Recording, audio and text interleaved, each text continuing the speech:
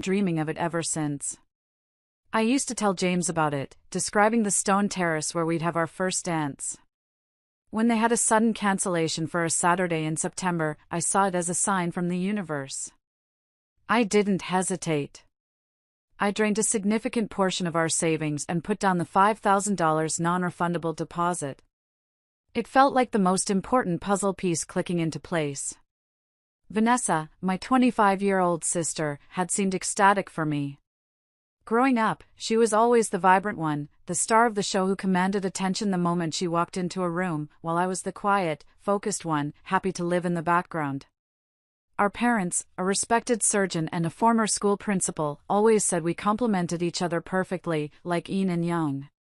She'd immediately volunteered to be my maid of honor, throwing herself into the wedding planning with a fervor that I, in my naivety, mistook for love and support. "I'll handle all the boring stuff, Liv," she'd said with a dazzling smile, offering to be the main point of contact with all the vendors, especially the venue coordinator, a woman named Ms. Winters. "You just focus on being a beautiful bride and leave the logistics to me." I was so grateful. So stupidly, blindly grateful for her help. The first crack in my perfect world appeared about 6 weeks before the wedding, disguised as a simple administrative query. It was a call from Ms. Winters at the estate. "Olivia," she said, her voice laced with a professional, yet noticeable, confusion, "I'm just calling to confirm the change of bride information on the contract before we finalize it in our system." My blood ran cold. I was sitting at my desk at work, a spreadsheet open on my screen. "I'm sorry," I said, my voice barely a whisper. "What change are you talking about?" "Well," she continued, and I could hear the rustle of papers, "we received a call this morning from someone identifying as you. They requested the primary contract holder be transferred to a Vanessa Bennett. They had all your personal details, Olivia. Your address, your date of birth, even your social security number." It was very convincing. We were just about to process it, but our policy requires a verbal confirmation for such a significant change. I felt the floor drop out from under me. My heart hammered against my ribs.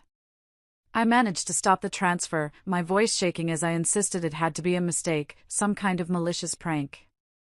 When I confronted Vanessa later that day, she put on an Oscar-worthy performance of shock and outrage. "Oh my God, Liv. Who would do something so twisted and horrible?" Her eyes were wide with feigned disbelief. "It must be that jealous coworker of yours, Diane.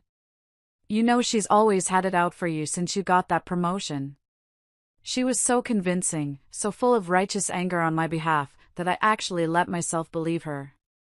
I let her plant that poisonous seed of doubt, turning me against one of the few people who was actually looking out for me.